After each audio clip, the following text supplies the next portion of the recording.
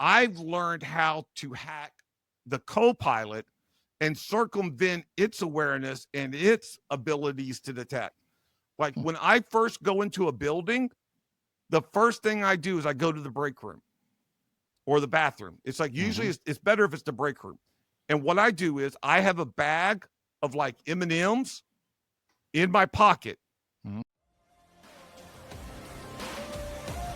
Welcome to Unspoken Security, the raw and gritty podcast for security professionals who are looking to understand the most important issues related to making the world a safer place, including intelligence-driven security, risks and threats in the digital and physical world, and discussions related to corporate culture, leadership, and how world events impact all of us on and off our keyboards. In each episode, host AJ Nash engages with a range of industry experts to dissect current trends, share practical insights, and address the blunt truths surrounding all aspects of the security industry.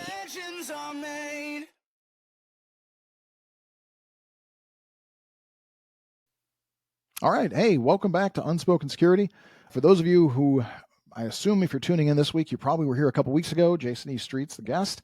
This is a two-part episode. So if you weren't here 2 weeks ago, I recommend going back and checking out that show first, because you're going to pick it up right in the middle of a conversation here. Otherwise, he's an interesting guy and you'd learn a lot even if you start right here, but it's probably better to go back. For those of you who were here a couple weeks ago, thanks for coming on back. Really looking forward to finishing up this episode and then getting all of your feedback and your thoughts and your likes and the shares and all the good things that come with, being in the podcasting world. So without further ado, let's jump into part 2 with Jayson E Street.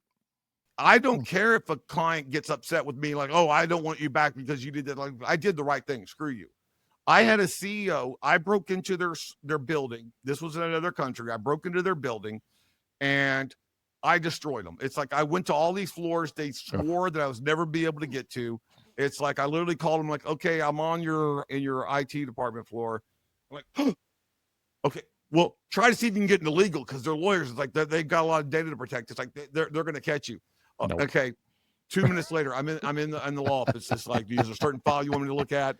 And I kept doing it. Everyone they told me to go to, I did it to the cybersecurity information security department floor.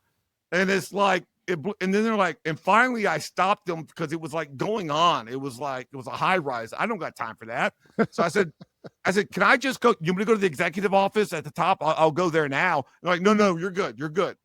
So I then have a meeting with the CEO, explained to him what that part was. He was not very happy about that. And he wanted someone to pay because I did not give him any names of people that let me in. I said, I didn't take them. It's like, I'm not going to, this was a learning exercise. They weren't prepared for this. That's why I did these things. And so he said, well, I want you to do a phishing exercise now. And it's like, and motherfucker, I will make you pay for scope every single time. I don't know why they play with me. Okay. It's like, so they go, I want you to, he said this, it was official. You can choose 1 to 100 people. I don't care, but I need you to be successful and I need their names, whoever clicked the links. And I was like, okay, I can do that. You targeted like, the CEO, I'm assuming. Cool. I followed him a little bit. And then finally I just gave up. I went to the about page on the website, found a picture of an executive, took the picture, did reverse search, found Twitter where he was at a conference 3 months before related to his business, went to that conference website, found a speaker, assumed their identity, sent him an email saying, hey, like it was great meeting you 3 months ago at this conference. Like we discussed there, I would love for you to be on our board of directors. It's like for our new initiative. Here's the website. Please let us know what you think about it. He clicked it within 12 hours. Game over. Yeah. So I get back to the meeting the next day with the CEO and we discuss what's going on. I give him the debrief and I'm like, okay, as you said in scope, we agreed. This is what you stated. And he's like, yes. Okay, well, that's good because I picked one person. It was you. It's like, and you clicked the link within 12 hours.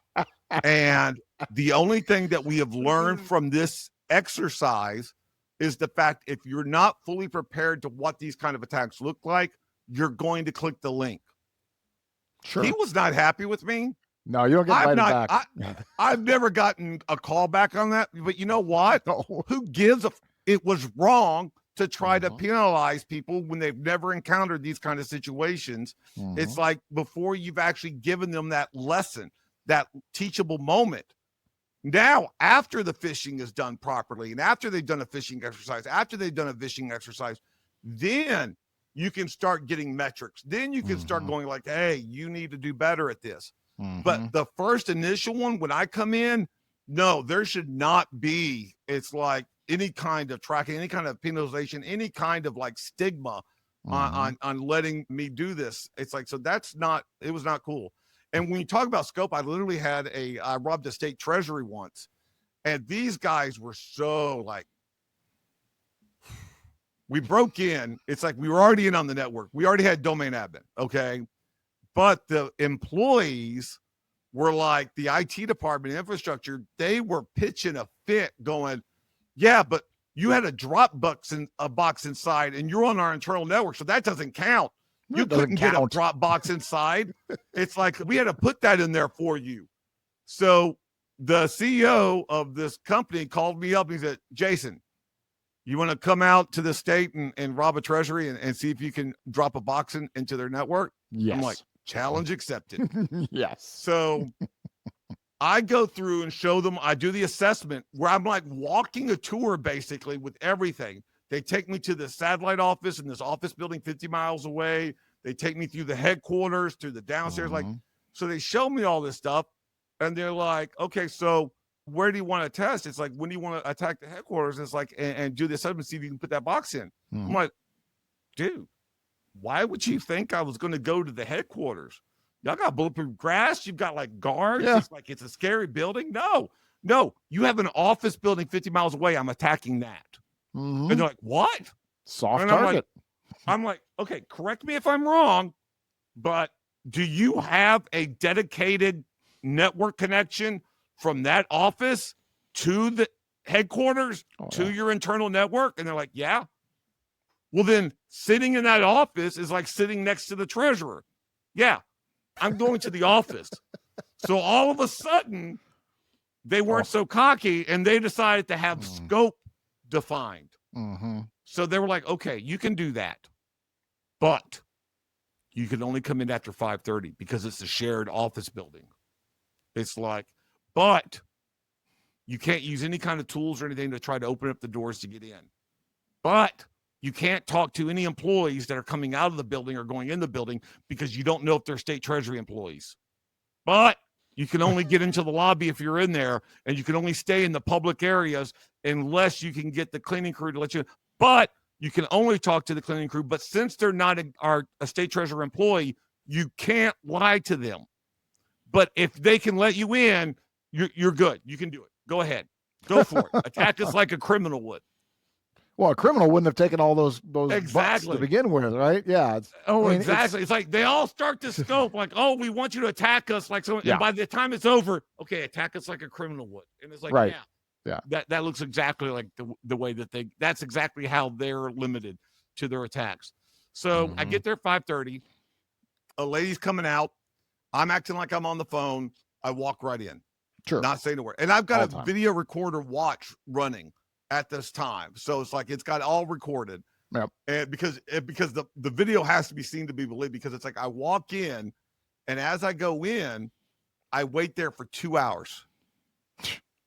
Dude, I'm on the spectrum with ADHD, dude. That was the worst assignment I've done. That is all day. Decades. Oh, there's only so many birds you can flip or tweets you can tweet in 2 hours. That's alone, eternity unsupervised. Oh. It was torture. Okay. That was the worst part of the whole thing. Because as soon as I heard the vacuum cleaner, it was upstairs, but it was in the hallway. That's a public area. So I went upstairs because I wasn't waiting until they got downstairs. And I went up to the lady and I told her the truth. Hi, I'm trying to get back into suite this number because I was there the day before. So I am trying to get back into it. It's like, I'm working late tonight. I'm on the clock. I ain't doing this for free. Yeah. So I was like, I forgot my employee badge. I have an employee badge. I had a day job. I didn't say it was their employee badge. Okay. I said, I do have my employee badge. Can you let me in? It's like, I just have to do one thing, destroy their network. So it's like, that was it. I told her the complete honest truth, but boom, I got in.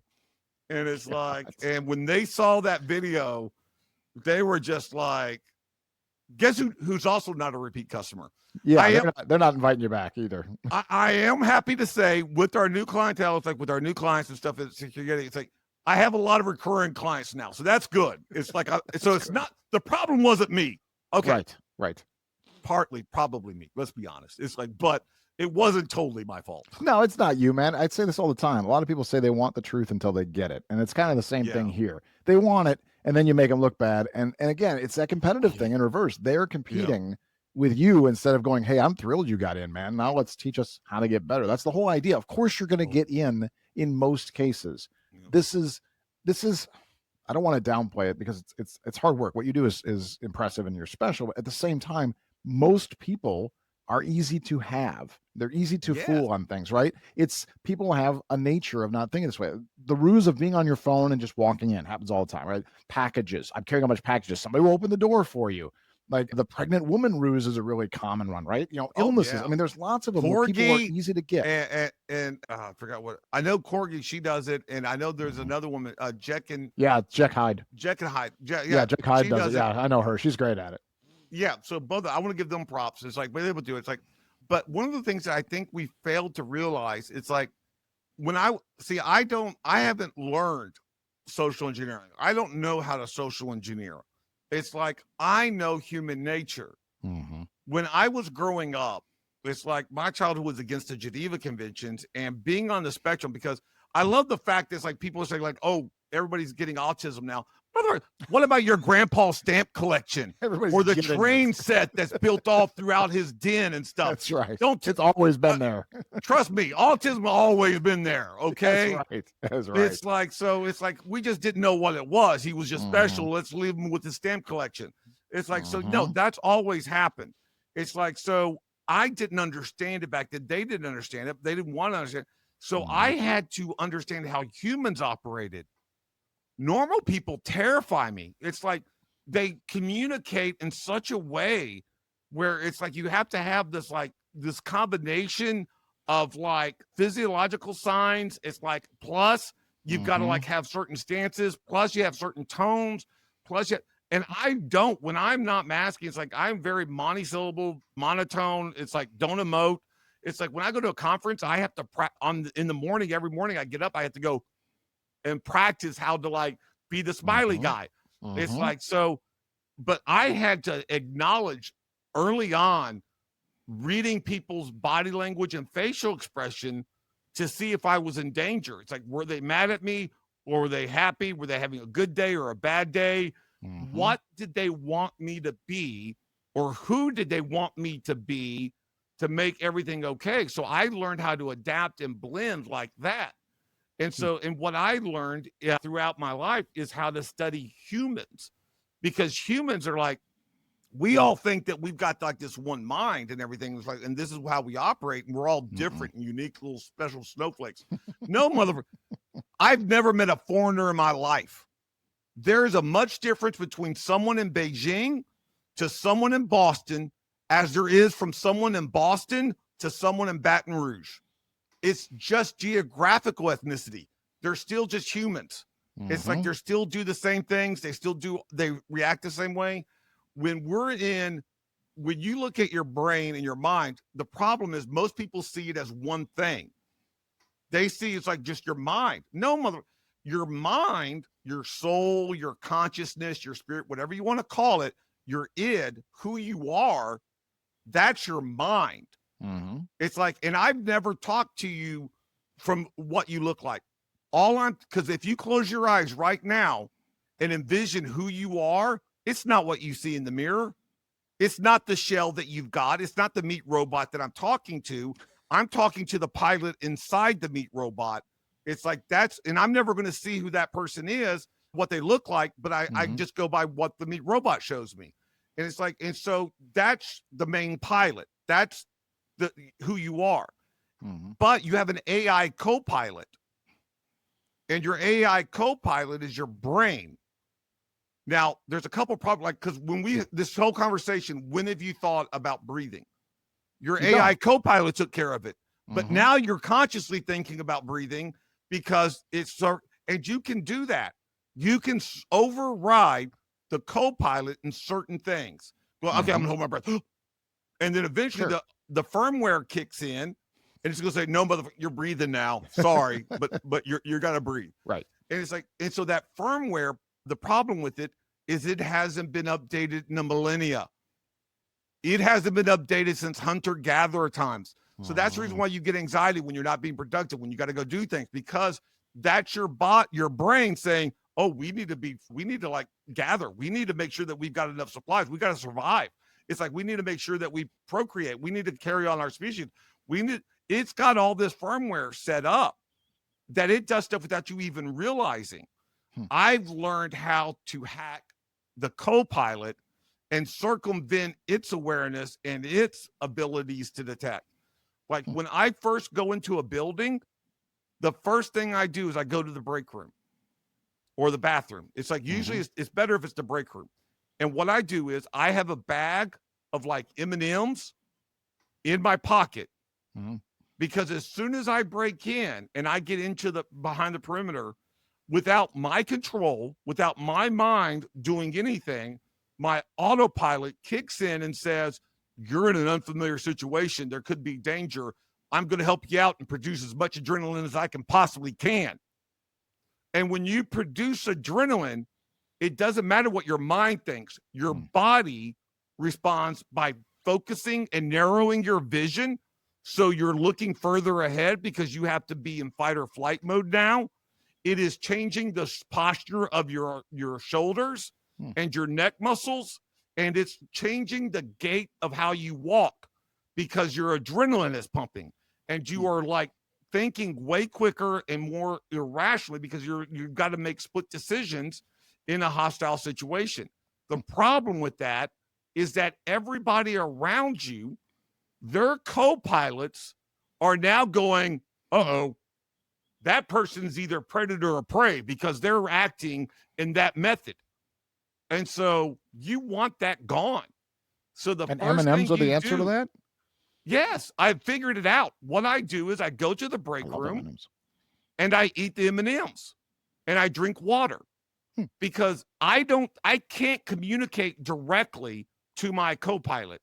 And my co-pilot's an a-hole because it can't talk directly to me either. So it just does things. It withholds dopamine. It withholds chemicals. It's like, it can give me all the dopamine I actually need, but no mother. It's like, no, not today.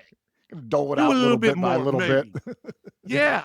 It's like, so it doesn't do that. It's like, so you can't talk directly to it. It's like, so what you do is you let your stomach do it. When you eat, your stomach, which is connected to your brain, it's actually scientifically proven. And I was doing this before I saw the science on it. I knew this is what happened. Your stomach sends signals to your brain that we are eating, so we can't be in fight or flight mode. We have to be at rest because we are now eating, so we have to be in a safe environment because the firmware back from the millennia ago, you only ate where you were safe. You could never eat in a place that was unsafe. And so the brain, knowing that we're eating, ceases the production of adrenaline.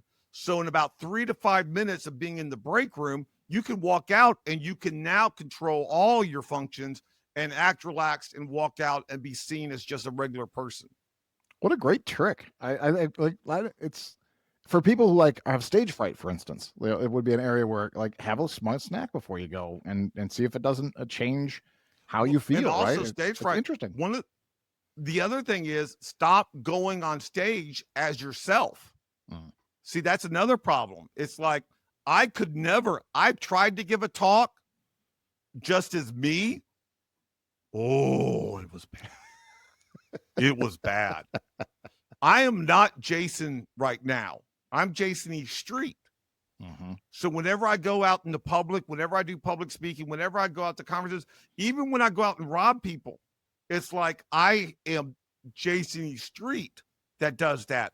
Whenever you see the jewelry on, This isn't because, I just accessorized a little bit too much, or it's like I have a problem with silver, or I went to an Ed Hardy convention. No, it's because of the fact I needed a costume. I needed a mask for me to be. And this guy, Jayson E Street, he's loud, obnoxious. He's always got something to say. He's always trying to be funny and witty. And he's like all crazy kind of guy. And so when people get mad at Jayson E Street, when they like say stuff about Jayson, well, yeah, screw that guy. It's like, I can't really stand him that much either. It's like, so it's like, I understand. Yeah. It's like, I can be annoying. It's like, so that's my persona. So I can go on stage. I can go and talk no matter what. I can be all exactly. It's like, you see anybody that has seen me like not on, there's a difference. It's like, but that's why I say, if you want to do speaking, have a button or like a pin or have a hat, or just, and what you do is you totemize it and say, when I have this on, I'm the AJ Nash. I am the AJ Nash, mother. Come at me, bro. It's like, and then every time you get on stage, you remind yourself, no, I'm not this guy. That guy's on stage. I'm the AJ Nash. It's like, and that helps your brain realize that you're switching gears and that this is what you're doing now for the exercise. What an interesting concept. Well, I have to admit, I've never told you this. I've seen you on and off. I mean, obviously we did a prep call, so you were a little. I won't say you were off. You're never off, but you weren't as. I had my social. That was my social, but slightly not as much social, Jayson, because it's been really exhausting lately. Yeah, but yeah. I ran into you last year. Well, I shouldn't say I ran into you because you don't know this. I saw you last year. So we were both in Vegas, Black Hat DEF CON timeframe, and this was actually DEF CON, and I remember seeing you in the hallway. You were alone, and you weren't entertaining anybody. You weren't on stage. You didn't have to do shit. And I remember walking by, because I was walking by with my girlfriend actually, and I was like, oh shit, that's Jayson.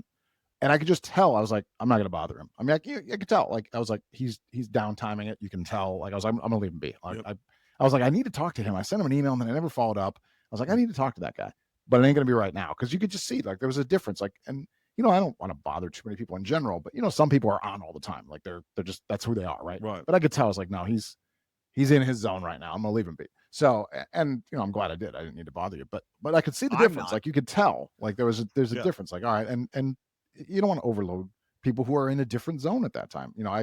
My kid happens to be on the spectrum, so I also have some advantages in that I understand, not fully. I won't pretend, because I'm not her, but I do understand a bit, right? And I've had this journey and I've had this experience, and I can recognize it and be like, okay, listen, that's cool. Like, we're all wired differently. We all have amazing different talents.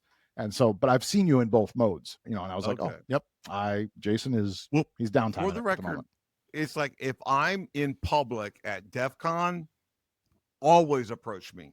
Oh, you weren't at DEF CON though. You were off grounds at like a hotel. You were in DEF CON proper. You were at one of the hotels in a hallway. So yeah, if you'd been on the floor, I would have walked. But I always tell people, it's like, when I'm at DEF CON, it's like my main responsibility is to be there for other people. It's like, that is literally, when I go into it like, I want to be available, because people are coming up to me every time. It's like, say, they want to talk to me, they want to have a moment with me, and it doesn't matter. And I've been going for over 20 years. There's been times where it's like, it was really not a good time that I was having. Doesn't matter. For that person's moment, it's like, I am going to give them what they need. I'm going to be that person for them, because it doesn't matter what I'm going through. This is their one time. It's like that they may be able to get to talk to me. I'm not going to ruin it by like, oh, I don't have time for this, or I don't like, oh no, screw you, I'm in a bad mood. I can't be in a bad mood with those kind of encounters. Well, that's why you're a great person. I'm there for the community. That's my community service. Other hacking conferences, there's a lot more downtime. It's like, I literally will just chill out, and I don't have to be on all the time. Yeah. But at DEF CON, from when I get on the plane, it's like I'm in character. I try to be social, Jayson, at least when I get on the plane. But once I hit Vegas, it's like the jewelry's on. I'm that guy, and I'm going to be there after 2 weeks, because I got to be there for 2 weeks. I do classes at Black Hat at the beginning. and I do classes for DEF CON, which is like, the security awareness stuff is for Black Hat, but then I teach people how to rob people like I do at DEF CON. And once that's over, that's been 2 weeks, people know. I get back home on Wednesday. My family, my loved ones, is like people that my friends, I'm not communicating for 3 days at least. I'm going to order Pizza Hut and I'm going to have my Pepsis. I'm going to be in my Oculus Quest and I'm going to be just watching movies or playing No Man's Sky or Starfield. I do not want to verbalize anything. I just want, because I am physically, mentally, and emotionally exhausted. But motherfucker, if I'm at DEF CON, I want you to come up and talk to me. I want you to have that experience. If you feel like, oh, I only want to talk to the guy, come and talk to me. It's like when I'm talking to someone else, come up to me. I'll take a moment to still talk to you because that's your moment and I'm not going to rob you of it. See, that's special. I mean, that's really cool. It reminds me years and years ago, obviously. So Willie Mays, great baseball player. And somebody had asked him at one point, how does he muster it every day, right? And Mays said something very similar. He said, "Listen, there's some kid in the stands out here, and this is the only time he's ever going to get to see me play. Like, I don't want to put on a bad show. I have to give my best because I'm here every day, but there's some kid in the stands. And he's not here every day. This is it. This is the one day he comes out to see us play." And so I can't take a day off. I can't, I owe it to the fans, to the team, to everybody. And it always stuck with me. And frankly, you're the first person I think that's said something similar in the time I've been around. And it's a special thought process to be like, hey, listen, it's because you're right. I'm here every day. I'm in this body and this life or whatever. But for somebody else, that's not it. And if it's the one time they get a chance to see you, in contrast to that, many years ago, I worked for the Minnesota Twins briefly as an usher. And I remember seeing a good player at the time who was swarmed by fans, who was a total jerk and just like blew right by them and didn't want to sign autographs. I was like, he just crushed some kid's dreams. Like he was, a star at the time for the team and they liked him. And he just blew right by him because he wasn't thinking that way. And he's a guy anybody wants to know, his name's Chuck Knobloch. He's a total jerk. He was rookie of the year that year and he went on to be a jerk and he had the yips and his career went in the tank. And I've always been really happy about that, frankly. So, screw Chuck Knobloch. But anyway, listen, man, I got to start wrapping this up here. We're running a little bit long, which is totally fine. I was hoping we would. Go. Yeah. Because I realized after I said those things, it's like I made myself sound too magnanimous and too good. I want to make sure that we're clear on this. When I first went to DEF CON, my first couple years, I was ridiculously stupid. I was making so many mistakes left and right. It was like, because I didn't know how to be. There were so many different people to model. I couldn't get good mask. It was horrible. I was an embarrassment. I was so busy taking selfies with people, not really having good conversations. It's like it was embarrassing, my behavior. But Major Malfunction, Adam Laurie, Dark Tangent, Jeff Moss, FX from the Phenolit crew. It's like those guys. My friend Teton, it's like he's Titan, but it's like he's French, so I always go Teton because it sounds French. It's like those guys treated me nice. Those guys showed me all that I am. The way that I treat people at DEF CON is because I had someone to show me what it was supposed to be. I have never come across how to naturally be a good person. It's like I wasn't raised that way. I've had to learn that, and I've learned it from Mr. Rogers. It's like I've learned it from Major Malfunction, Jeff Moss. It's like I had to learn those things from those people. So that's the reason why I am the way I am now, was because of who they were when I needed them. Well, and props to those guys, and that's great. And like I said, we all have to learn from somebody, right? No matter where we are. Sometimes we get lucky and we have an easier upbringing. We have parents that we can learn from, and a lot of times we don't, and we have to learn from others. And it's great. And those are all impressive people you named, and thankfully that happened, and it's good for all of us because you're a huge ambassador for the community. I'm lucky to be a goon. I've been part of DEF CON now for the last few years as a goon, and I'm lucky to be able to do it. It's a great community to be a part of, and like you, I do it to give back. I don't give back nearly as much as you. I'm not as impressive, but I wanted to do it just so I could give back because I'm not a hacker and I can't do some of the things that the community does. It's so amazing. And I was like, well, I want to get involved and help. But it's, having you there is always awesome. And obviously you're one of the rock stars of the place, but it's nice to know that you learned from it, right? everybody's first year at DEF CON, we all do some crazy, stupid shit. It's just how it works, right? It's overwhelming. I don't care who you are, how you're wired. And then you start figuring things out. And hopefully you get in with the right crew of people that says, hey, this is going to make you more successful, or this is where you're going to learn more. This is how you get more out of the experience, or, be more socially acceptable in some cases, and then get better at it. So it's good to hear that you had that and have these great people, Jeff and the rest of them, obviously, to be a part of that, because you're a huge part of that community. At this point, you're one of the pillars of the community. So I appreciate it. I have to correct you. It's like, I know this is not, that shouldn't be good, but it's like, you were so blatantly wrong earlier. I have to. No, go for it. I'm always wrong. What is it? You called yourself not a hacker.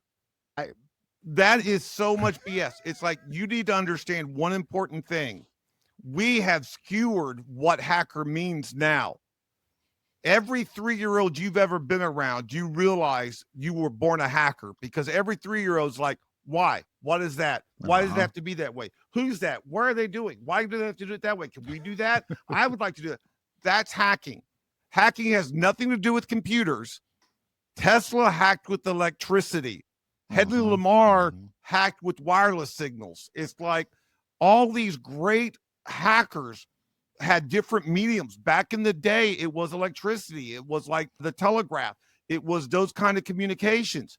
Nowadays, the newest domain that we explore is computers. But that doesn't mean that's what hacking's about. Hacking has nothing to do with the computer. It's just how hackers are exploring now and experimenting with it. Back in the day, before there were computers, there were still hackers. We were just using and going after and learning and trying to discover and explore other things. Jacques Cousteau was a major hacker. It's like figuring out ways to get deeper into the water and trying to go into the lowriders in California in the 1950s. They hacked cars. It's like to make it do different and stuff, when they were getting cars in the 1950s. That's hacking. So you are a hacker. It's like, it's like you don't specialize in one field or this field. You're still a hacker. No, that's a good point. I appreciate it. And you're right. And it's a good point for everybody, right? I appreciate it personally, but you're right, because there's different kinds of hacking. I think we do spend too much time going down the path of, do you write code? Is that the kind of thing you do? I don't program. Yeah, I don't program either. But I think you're right. I don't think about it that way enough. Yeah, I am part of that community, I guess. I've certainly done some hacking over the years. I've done some social engineering. I've done some breaking in. I've done some. If you're at DEF CON, you're a hacker.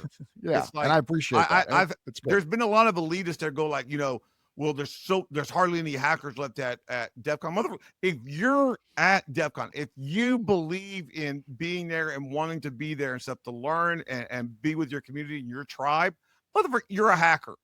You're part of my tribe. 30,000 a year, no questions roughly. About it. Exactly. Yeah. Those are all hackers in there. I appreciate it.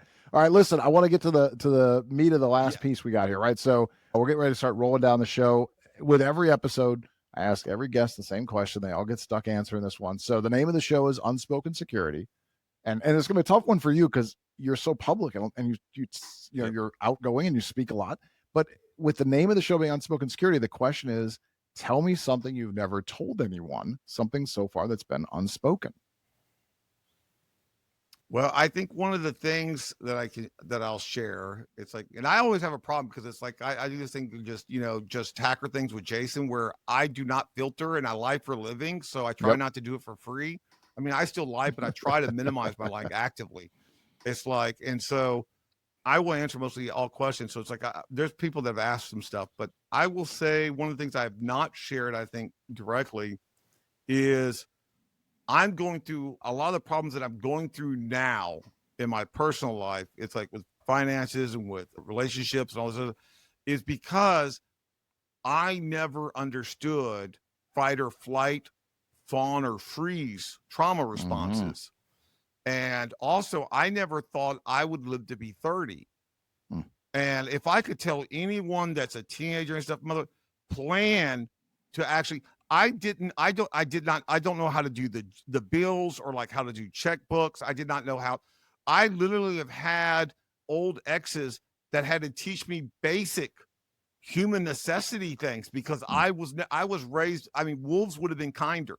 It's like, so I didn't understand those things. I didn't know how to shave. It's like, so I didn't learn that until my 20s. That's why I do an electric razor most of the time. It's like, so I wish that it's like, my problem is when I was in my 20s, I was all fight response. I was always fighting. And then when I got tired of being the one that was the scary one, the people that were afraid of, because I never liked that. And I never liked people being afraid of me. So I tried to be adorable. I tried to be but then new trauma responses come in that's like caused me so much problems because now I fawn. It's like where I'm such a people pleaser. I'm so afraid of like people being upset with me, people being angry with me, that I've let people just do what they want. And because I have no self-worth, I don't care if I live or die. I don't care about what my worth is. So it's like, if it's between that person getting the help that they need or me, it's going to be them. I am the guy, and I've always said this. It's like, I feel like my life is the Titanic. My job is not to get off the Titanic. My job is not to get into a lifeboat. My job is to get people into the lifeboat. My job, and I will feel like I had a good life if I can get everybody into the lifeboats. I'm going down with the ship. I already know that I'm going down with the ship. But how many people can I get on the lifeboat? That's really what drives me. To this day, I don't care about, I mean, literally, it's like, especially when I'm really depressed or something like that, it's like, I'll drive without my helmet. And I'm like, it's like, because who cares? It's like, I don't have that fear thing where you're supposed to like self-preservation thing. I'm only existing now because I made promises after my last suicide attempt in 2018. So it's like, I still have to be here, but man, it effing sucks. It's like, I hate existing right now. It's like, but I made promises. It's like, so, but yeah, so I deal with that. And it's like, so I tell people, it's like, if you want to know something about me, it's like, I should have learned and prepared better. It's like, and people should not try to be me. Like I've always said, they need to be better than me. It's like, because I've made way more mistakes than I've ever succeeded. And the only reason why I've succeeded is because I just didn't stop. I'm too stubborn and I'm too petty. And it's like, and I have too many haters that I've got to make unhappy because I'm still successful. I exist out of spite. It's like, and that's all I've got going for me right now. I can listen to 1,000 people tell me good things, but man, it's like, it's those 3 people that are like, calling me out and saying whatever, but okay. First of all, I'll believe you. It's like, I believe exactly what you say. Yeah, I'm a horrible person. That's right. That's crappy. I sucked on that, but I'm not going to let you get away with telling me that. That's what I tell me. It's like, that's what I say. It's like, you don't get to tell me that. You haven't earned that. I've earned it. I've had to live with this guy. This guy sucks. It's like, I'm not going to let anybody else tell me that.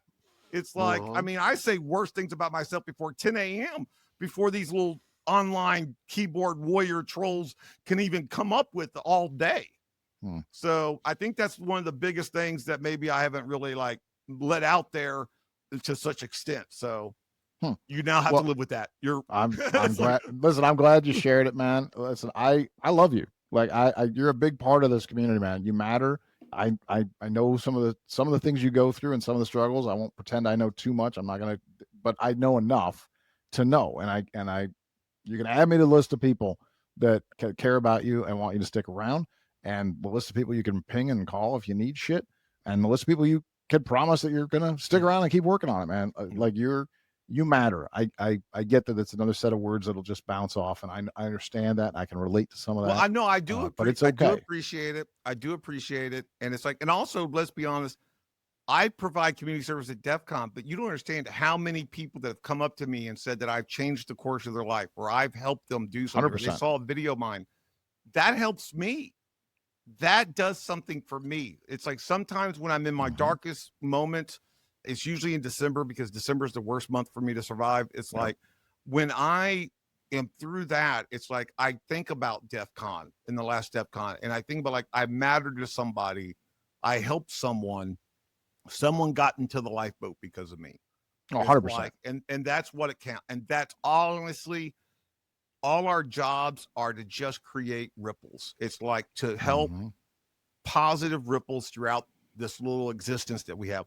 Dan Kaminsky was a meteor going into the lake. It's like, I'm not going to be like that. I'm not going to be able to cause a tsunami. but I want to cause as many ripples as I can, because then those ripples add to other ripples. And it's like, and there are people who will never know my name, but they will tell a story about me, about to their friends, about this one guy, this one place at this one thing, not even a conference, who did something for them. And that's what matters. Yep. That's what matters. I think that's incredible, and I think it's true. You know, we're all here to try to do more good than harm. Hopefully, I think ripples is a really a great way to put it, right? And you never know the impact you have on other people, right? I can tell you, I know your impact's been immense. You've impacted me more than you even know it.